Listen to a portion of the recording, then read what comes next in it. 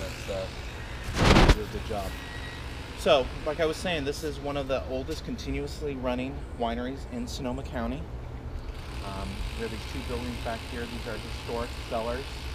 These are really a monument to the strength and determination of one person, one woman, and that was Isabel Simi. She really saw the winery through some hard times. I'll get to that in a moment. The story starts in the 1850s. Giuseppe Simi came over chasing gold in the gold fields of California. He quickly decided that finding gold wasn't going to be his way to find his fortune. And he didn't like the debauchery and the lawlessness of the gold camps. He had his claim jumped a few times, and so he had enough of that. So he was determined to make his money in a different way. And he started buying produce here in Sonoma County and shipping it down to San Francisco. He was selling it to the high-end restaurants and hotels down there, and making quite a good profit. And he had a lot of business to do, and so he called for his brother, Pietro from Tuscany. Come on over here, Pietro. I've got lots of work here. I'm making lots of money. It's great business, beautiful area. So his brother came over, and they were shipping the produce from here in Sonoma County down to San Francisco. And like all good Italians, they decided to start making wine in their basements. And so in 1876, the winery started in the basement of their house on Green Street in San Francisco. So now they were making wine and selling wine, and they were making a profit at it too. And so they decided to reinvest that profit back into the company. So they said, you know, we really need to buy some vineyard land. Let's buy it up in Sonoma County. The rolling hills up there near Healdsburg look just like Tuscany. It's beautiful. They took their $2,200 of profit, came up here and bought 125 acres of prime real estate here in Sonoma County. Yeah. And so about 1881, they were established here in Healdsburg. They started out on Front Street in Healdsburg. They had a warehouse there, and they were growing the grapes and taking them down there and processing the wine. Pretty soon they had to expand, and they decided to put the cellars right on the vineyard land. So they began excavating the hillside over here in preparation to build the cellars. They were going to use the black basalt from the hillside behind us there for the new buildings. And it was about this time that the rail company, Union Pacific, wanted to come through here and lay down a rail line. And the rail line couldn't buy the property from the landowners. So they had to have the permission of the landowners. And the Simi saw a great opportunity there. And they said, you know, we understand that you want to lay your track down here, and we'd be happy to oblige you as long as you lend us some labor to build our cellars. And also, you'll have to also put a spur into the line there, so we can load up an empty freight car, attach it to one of your trains, and you can take our wine down to San Francisco to sell it. Yeah. Well, the Union Pacific agreed to that, and the Chinese coolie immigrants built the first phase of this building over here. And it's the left-hand side over here, and you can see that the craftsmanship wasn't that great. There was a lot of mortar used over here. That side of the building, it started out as two buildings, but it eventually has one roof over the top. But it started out as that one building. That was completed in 1890. And the second phase was completed in 1904, and this time they had enough money to hire Italian stonemasons to do the work. So you can really tell the difference between the two sides there. So that side was finished in 1904. Wow. And 1904 was a significant year for Simi Winery. Both brothers died in the Spanish influenza at the time. They died within weeks of each other.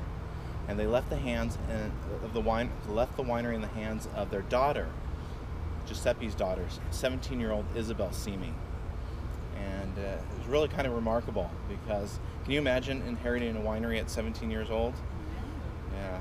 I think I would probably sell it and use the profits to go travel the world or something like that. But Isabel was determined to keep the winery rolling, and she had learned winemaking from her father and from her uncle, and so she wanted to make it work. So she continued making wine. She got married to a banker in town. That was Fred Haig. So she had some financial advice to help her, but she was really the brains and the strength behind the winery. And so she continued making wine, great wine too, from these wonderful vineyards behind her. And then in 1919, another big event in U.S. history comes along. That's Prohibition. And there was a rumor that this creek here flowed red with all the wine that had to be spilled because of Prohibition. Oh, no. Now, the thing that Isabel had was 2 great cellars over here where she could store her wine. Now, you could make wine and you could store wine during Prohibition, but you couldn't sell it. Now, she did sell some of her wine to the church. That was kind of a loophole in the Prohibition laws. But she also sat on a bunch of wine. And this was very wise of her because she figured that Prohibition would be repealed relatively quickly. And so she'd had some great wines ready to go as soon as Prohibition ended. Well, it lasted a little longer than she thought, but in 1934, when it ended, she had this wonderful aged wine ready to go. And all the other wineries had to start from scratch. And so it was really interesting that she had these cellars at her disposal to store that wine. Wow. So let's go take a walk. Okay. Now, Isabel Simi had these star plates put in 1908. In 1906, there was a big earthquake here in San Francisco, and it shook up here pretty well. And she thought that she better put some reinforcement in. So those star plates are connected to these rods that run through the winery that help keep the walls upright. Okay. She was very smart to do that in 1908. The first seismic retrofit for a Simi winery. What's the little brick that they... I think these were just little hatches that they could pass different materials into the cellars there. And it's quite a long ways. There were some other walls in the way of here, so I think they just kind of passed different materials into the cellar they used.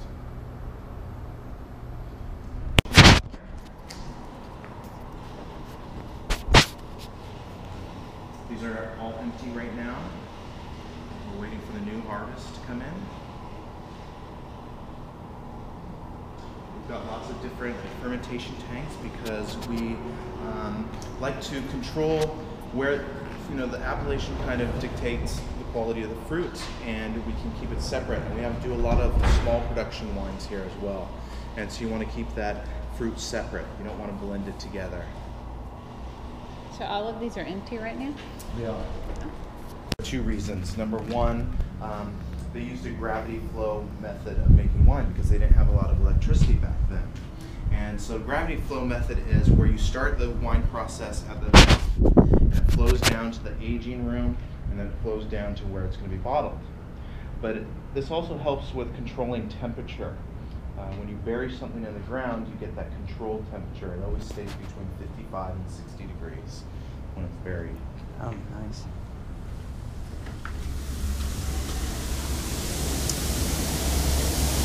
What temperature does wine ferment?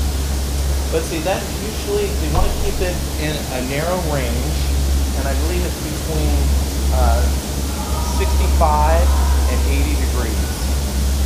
If you get any higher than that, the yeast will die, and if you get any lower, they'll also stop working. So you hear some misters going off right now. This is just putting water vapor into the air. We need to maintain about 75% humidity in here. These barrels are very porous, and if they dry out, then they would crack and leak. Wow.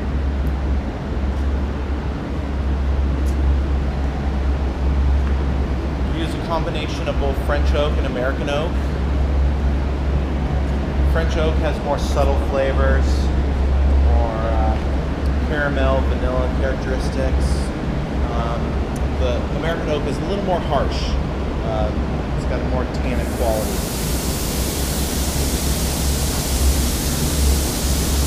How long do you reuse the barrels? We'll use them for about 4 years. Now what happens when you age a wine in a barrel is extracting the flavor from that wood. So even after the first season, the barrel's gone neutral. It's no longer imparting any flavor to the wine.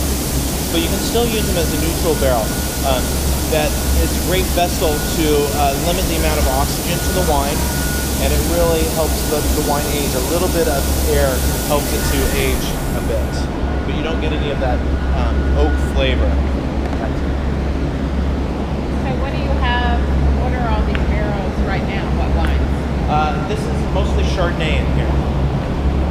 red wines are in our other facility, just kind of near the crush pad where we were first looking. Those are reds over there. And a lot of these barrels are empty right now. They're waiting for the new vintage. You can see when they have the Dixie cup in them, they're empty. There's a lot of cost involved, but it does make for a better wine.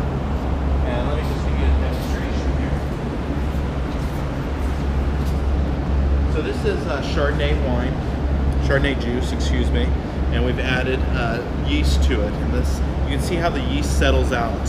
Now during fermentation, you want to make sure that the yeast is well integrated into the liquid there. You want to make sure all those sugars are eaten and converted into alcohol. And so you can see that it's very easy to do this with a jug like this. But can you imagine having to stir these? Use a special method, and this is called a baton. And the method is called batonage, and we get it from the French. And so we're fermenting in the barrel here. So we've inoculated with yeast. Fermentation will take about 7 to 10 days. And so during that time, these barrels have to be stirred twice a day. So the hole will be on top here, and you stick this rod down into the barrel, and it sits at the bottom, and you gently stir it up by whittling it back and forth. And this stirs the wine up, making sure all those yeast are well incorporated into the liquid there. So you can see that it's a really kind of a costly and time-consuming activity to do. How often? So how many? Twice a day. Twice a day For for how about long? 10 days. 10 days. And so we've got a lot of barrels here that have to be done. They're very organized here, so it takes probably a crew of maybe 12 guys to do it. And they just whip through it real quick. Some are using the forklifts to move the barrels around and setting them down in the right areas, and some just stir real quick. It takes about 3 minutes for each one. That toast really brings out the characteristics we're looking for in our wine. Caramel, vanilla, coconut flavors. You can see the difference between a medium toast and a heavy toast. We mostly use medium toast here. This heavy toast might be used for a Pinot Noir or maybe a Zinfandel.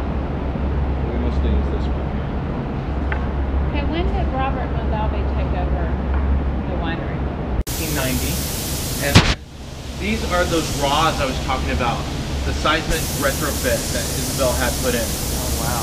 And so these run through the winery, north, south, east to west, and you can really tell the age and the history on these bolts here. It's really kind of interesting to look at. Yeah. Cool.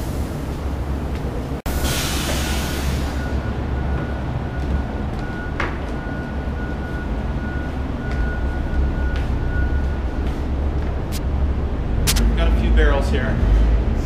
Yeah.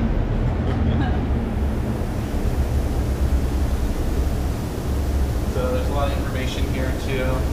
Like I said, we use a lot of French oak here. This is the producer. This is where the wood is coming from in France. This is the toast level. This is a medium plus, and then we have a toasted head also. Each one will hold about 225 liters, 59 gallons, or about 300 bottles of wine. And then we have our own little code here as well. This is Malbec from the 2014 vintage. We have this barcode here so all our cellar workers, lab workers can know what's going on in each barrel.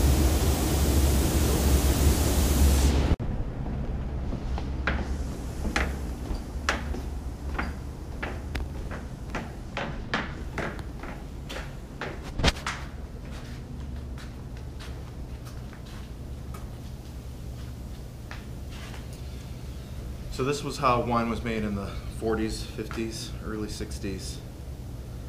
Robert Mondavi really changed all this. He really brought new technology into the mix. Stainless steel, small barrels for aging. But back then what they used was redwood. Large redwood tanks here. They do the fermentation and aging in those same tanks and bottle it. Isabel was very clever though. She took one of these tanks out of this room and she made it into her very first tasting room. She turned it on its side, made a little door for it, and that was her very first tasting room. Oh, cool. Cool. Do you guys use these still? We do. These are actually French oak now, and they're about 10 years old. And we mostly do use these for our